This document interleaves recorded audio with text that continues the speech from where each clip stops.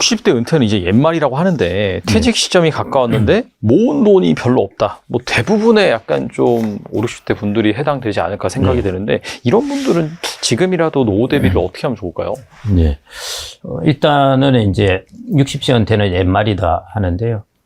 실제로 국민연금연구원에서 이제 50세 이상 대상으로 서베이를 해보면은 노후의 시작 시기를 언제를 보느냐 하니까요. 남자, 여자 뭐 큰 차이는 없는데 평균으로 69.4세가 나왔습니다. 네, 그래서 이제 그게 노후의 시기다. 일반적으로 네. 우리나라 사람들이 보는 그걸 생각을 하시면 첫째. 그러면은 여러분들이 내가 플래닝을 언제까지 짜야 될지 하는 걸 생각하실 수 있을 겁니다. 그 다음에 이제 두 번째. 그러면은 노후가 시작된 사건은 뭘로 보느냐 하는 것인데요. 제일 이제 비중이 높은 것이 기력이 떨어졌을 때. 그럼 내가 이제 늙었구나. 퇴직을 해야 되겠구나 하는 것이죠. 그걸 다른 말로 하면은 여러분들이 건강하게 몸을 유지한다면은 그런 생각을 하지 않게 된다는 것이죠. 그게 아주 중요한 부분입니다.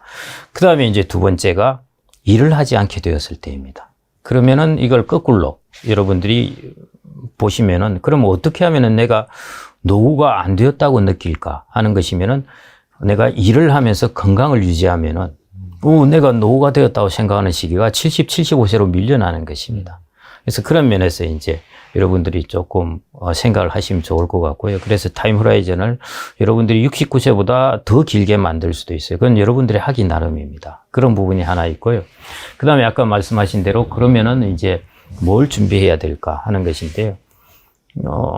자기가 지금 내가 뭘 해야 될까 할 때는 내가 가지고 있는 자산을 살펴봐야 됩니다. 그걸 하나하나 내가 뭘 가지고 있지 도대체? 집 가지고 있네. 주택 있겠죠. 그 다음에 예금하고 주식이고 뭐 하나 있겠지. 그 다음 또 하나 여러분들 국민연금도 갖고 있어요. 이거는 내가 지금 내 자산으로 안 들어와 있으니까 생각을 안 하는데요. 예를 들어 월 100만 원만 받는다 하더라도 거의 가치가 한 3억 원의 가치입니다. 그래서 여러분들 국민연금을 한 월 200 받는다 하면은 거의 5, 6억 가치의 자산을 갖고 있는 셈이에요. 그래서 그런 자산, 이제 크게 하나. 그 다음에 그 외에 금융자산. 그 다음에 주택자산. 주택자산은 주택연금으로 받을 수가 있으니까요. 그 다음에 이제 하나 자산이 인적자산이라고 해서 자기가 돈을 버는 자기입니다. 그래서 이 부분에 이제 자산을 갖고 내가 그러면은 노후에 이것들을 어떻게 효율적으로 사용할까를 결정을 해야 되는데요. 주택자산, 여러분들이 주택을 규모를 축소하든지, 왜냐하면 방이 4개씩 있고 뭐 그러는데 내가 여기에 계속 깔고 앉을 수 있을 수 없다 하면은 좀 줄이고 그 다음에 거기서 캐시플로우를 얻어내든지 하는 것도 방법이고 그 다음에 주택연금을 통해서 내가 캐시플로우를 얻어내는 것. 예. 그 다음에 이제 여러분들의 금융자산을 가지고 운용하는 것인데요. 이렇게 물어보시는 것은 일단 금융자산 규모가 적다는 것입니다. 그래서. 그렇죠. 예. 그러면은 이제 금융자산과 인적자산인데요. 내가, 여러분들이 이제 아까 노후가 시작되는 시기가 69세 정도고, 그 다음에 그 시기가 기력이나 이런 거에 따라서 가변적으로 변한다는 것이지 않습니까? 그래서 여러분들이 금융자산이 내가 1억 원이 있다 하면은 저는 1억 원을 가지고 아무리 운용을 해봐야 돈 별로 안 나옵니다. 크게 느껴질 수는 있는데요. 한 해 4천만 원 인출한다고 그러면은 3년 지나면 다 없어집니다. 아무리 운용을 잘해도요. 한 해 4천만 원씩 이 두 해 하면 1억 2천이잖아요. 3년이면. 거기서 이자 놓는다고 해봐야 거의 다 없어져 버립니다. 그만큼 이제 큰 부분이거든요. 크지 않은 부분이거든요. 사실은 실질적으로. 그러면은 내가 오히려 어떻게 하면 효율적일까 하면은 내가 1억 원이 있다고 그러면은 이 중에 1,000만 원을 내가 자격증을 따는데 투자를 하는 것입니다. 뭐 하여튼 뭐 내가 열심히 해서 어쨌든 한 1년 동안, 2년 동안 저 주변에 제가 강의하러 가보면은 그런 분들을 꽤 봅니다. 자격증, 지금은 이제 임금 피크 들어가고 시간이 있을 때 하는 것들로 자격증 공부를 막 하고 계세요. 자기한테 투자하는 것이죠. 투자를 해서 자기가 월 500이라나 300이라도 이 캐시플로우를 10년 동안만 만들어낼 수 있으면은 이게 어마어마한 차이입니다. 그래서 저는 금융자산이 많지 않고 여러분들이 나이가 젊고 그럴 때는 금융자산의 일부를 여러분들에게 투자해 가지고 여러분들이 앞으로 10년 동안에 소득을 벌 날을 만들어 놓는 것입니다. 네, 그게 저는 여러분들이 지금 내가 도대체 돈이 이거인데 어떻게 해야 될까 할 때 제가 하여튼 여기저기 고민해보고 많은 사람들을 만나본 솔루션은 뭐 이거인 것 같습니다. 네. 그리고 요즘 이직이 많다 보니까 퇴직금을 한 1, 2억 받고 나오는 경우도 많다고 하더라고요. 네. 이 정도 목돈은 좀 어떻게 그 노후 준비라든지 뭐 아니면 뭐 저축이라든지 쓰는 게 좋을까요? 젊어서 이제 퇴직을 해서 이직을 해서 놓는 것은 당연히 넣어놓고 계속 운용을 하셔야 되는 것이고요. 그럼 어떻게 쓴다기보다는 그건 노후를 위해서 계속 투자를 하셔야 됩니다. 그 다음에 이제, 내가 거의 뭐 정년퇴직을 해서 이 정도 돈을 받고 나왔다. 아까 말씀드렸듯이 그렇게 안 큽니다. 그렇게 안 크고요. 이 돈을, 절약을 하더라도 그렇게 오래 안 가게 되어 있습니다. 안 가서 이걸 그러면 어떻게 지속적으로 오래 가게 할 수 있느냐? 그것은 나한테 투자해가지고요. 내가 돈을 벌게 만드는 것입니다. 사람한테 대한 투자가 수익률이 제일 높아요. 알게 모르게 별거 아닌 것 같은데도요. 꽤 높습니다. 여러분들이 예를 들어 1억 원을 가지고 있다. 5% 수익률 내면요. 한 해 500만 원입니다. 근데 여러분들이 한 달 300만 원을 만드는 여러분들을 만들면은 1년에 3,600만 원이에요. 그러면 수익률이 꽤 괜찮은 것이거든요. 그래서, 제가 이제 만나본 분들 중에 뭐 여러 예들이 있는데요. 이제 우리나라는 일본하고 하여튼 비슷해서 자격증을 통해서, 원래 지금 이제 엔지니어라든지 뭐 이런 기술직에 있는 사람들은 제가 가서 보니까 이 사람들은 크게 걱정을 안 하세요. 뭐 감리를 해도 되고, 뭐 다양하게 퇴직을 해도 할 일이 있다는 것입니다. 근데 이제 문과 나온 사람들이 제일 걱정이에요. 문과 나온 사람들이 주로 이제 하시는 일이 자기의 전문성을 자격증을 통해서 획득하는 겁니다. 엔지니어는 원래 자격증이 있는 것이고요. 네. 그래서 이제, 문과분들은 자기한테 투자해서, 자격증을 획득해서 그걸 자기의 전문성으로 삼으라는 것입니다. 그래서 얕은 노후에는 조직에 들어가서 오래 일하기가 어렵습니다. 어차피. 그렇기 때문에 자기의 전문성이 있어야 되기 때문에요. 하여튼 처음부터 끝까지가 전문성입니다. 네. 그래서 기술직에 있는 분들은 엔지니어로 전문성을 어느 정도 가지실 거고요. 그렇지 않은 사람들은 자격증을 통해서 전문성을 이루어 나가고 그러지 않을, 그게 좋은 방법이 아닐까 싶습니다. 자, 퇴직금이 있으시다. 지금 이제 55세 넘어서 퇴직금 받아 나오신 분 계잖아요. 자, 퇴직금을 IRP로 받으십니다. 그럼 IRP에서 운용을 해가지고 나중에 연금을 받아 쓰시는 방법이 가장 첫 번째 방법이에요. IRP를 받아가지고 거기서 이제 연금을 받으시면 국가가 또 세제 혜택도 일부 드리기 때문에 퇴직 소득세도 절약할 수 있는 굉장히 좋은 방법이죠. 그런데 IRP에서 내가 운용을 한다고 했는데 어떻게 운용할지 모르잖아요. 그리고 뭐 해봐야 잘 모르고 뭐 투자를 한다고 그러면 또 손실 볼 가능성이 있고 막 특히 나이가 50대, 60대가 되면 이제 발발발 떨어요. 왜냐면 이게 내 인생의 마지막 자금이지 않습니까? 그렇죠. 네. 20, 30대야 한 1,000만 원 날려도 열심히 일하면 되지 라고 하는 거지만 50, 60대는 기본적으로 생각이 다릅니다. 이 돈 여기서 한 100만 원만 날라가도 내 한 달치 월급이 날라가는 거예요. 그래서 굉장히 신중하시기 때문에 결국은 퇴직연금 자산의 90% 이상이 전부 정기예금에만 묻혀 있는 겁니다. 이거를 자꾸 이제 증권사에서 투자를 갖고 오려고 하지만 사실 이게 쉽진 않잖아요. 자, 그래서 방법이 있어요. 요거를 연금으로 개시하는 겁니다. 개시하는 거예요. 내가 1억이나 2억 퇴직금이 있는데 그걸 한 번에 운용하려고 하니까 부담스럽잖아. 그걸 가지고 뭐 예를 들면 1억짜리 내가 예를 들면 ETF를 샀어요. 근데 갑자기 다음날 5%가 떨어졌어. 500만 원 날아간 거야, 하루아침에. 자, 그러니까 이걸 기다릴 수가 없잖아. 방법이 있어요. 연금으로 개시하십시오. 자, 그러면 연금으로 개시하면 세제 혜택 다 받을 수 있습니다. 그럼 1억이 있는 걸 한 달에 100만 원씩 연금으로 10년간 나눠받는 겁니다. 100만 원 나오잖아요. 자, 100만 원씩 이제 10년간 나오는 거예요. 그럼 내가 이걸 쓸 수도 있겠죠. 돈이 없으면. 근데 중요한 건 만약에 내가 여유가 좀 있다. 지금 당장 쓸 필요 없고 나는 지금 일을 하고 있다. 그러면 이 100만 원 가지고 재투자를 하면 됩니다. 그럼 우리가 투자에서 다 배우셨겠지만 목돈 가지고 한 번 투자하는 것과 적립식 투자하는 것과 리스크가 다르지 않습니까? 적립식으로 나눠서 투자하게 되면 이게 위험 분산 효과가 있잖아요. 그렇기 때문에 적립식으로 한 달에 100만 원씩 펀드를 투자할 수도 있고 ETF를 살 수도 있는 거예요. 그 다음에 한 달에 100만 원씩 지금 할 수 있는 연금들 중에서 뭐 연금 저축 IRP도 또 가능하고요. 그 다음에 뭐 최저보증 연금도 있어요. 최근에 뭐 한 8%까지 보증하는 연금도 있습니다. 이런 연금들로 꾸준하게 준비하시게 되면 나중에 10년, 15년 후에 더 많은 연금이 쌓인다는 겁니다. 그러니까 목돈 들고 있을 때 퇴직금을 목돈 가지고 어떻게 해볼까 고민하지 마시고 그걸 연금으로 그냥 개시하십시오. 개시하는 내가 일시불로 빼라는 얘기 아니야. 연금으로 개시해가지고 개시한 금액을 가지고 그 적립식으로 재투자할 수 있는 방법, 포트폴리오 짜시는 것이 훨씬 더 안정적이면서 그리고 안정적인 수익을 만들어낼 수 있는 방법이 있다라는 거예요. 이해되시겠죠? 네. 자, 이렇게 하시고요. 그 다음에 이제 사실 뭐 이거밖에 없다라고 하시게 되면 그 다음부터는 사실 뭐 방법이라는 게 일하셔야죠. 이래야 됩니다. 노후에 은퇴하고 쉬어야지 라고 생각할 수도 있겠지만 어쩔 수 없어요. 100세 시대에 60세, 65세 퇴직은 너무 이르러. 그리고 옛날에 60세, 65세면 이제 꼬부랑 할아버지였고 오늘내일 하시는 분들이었기 때문에 이분들에게 뭘 일하라고 할 수 없겠지만 지금 보시면 아시겠지만 60세가 할아버지예요? 염색도 다 하셨잖아. 네. 그죠? 그래가지고 이제는 아직 60세면 팔팔합니다. 근데 그때부터 내가 쉬겠대. 근데 40년 쉬어야 돼. 내가 직장 생활한 게 40년이 안 되는데 40년을 쉰다는 거예요. 말이 안 되는 거거든요. 그죠? 그래서 제가 보기에는 미리미리 준비하셔가지고 내가 노후에 인생 2막 하실 일.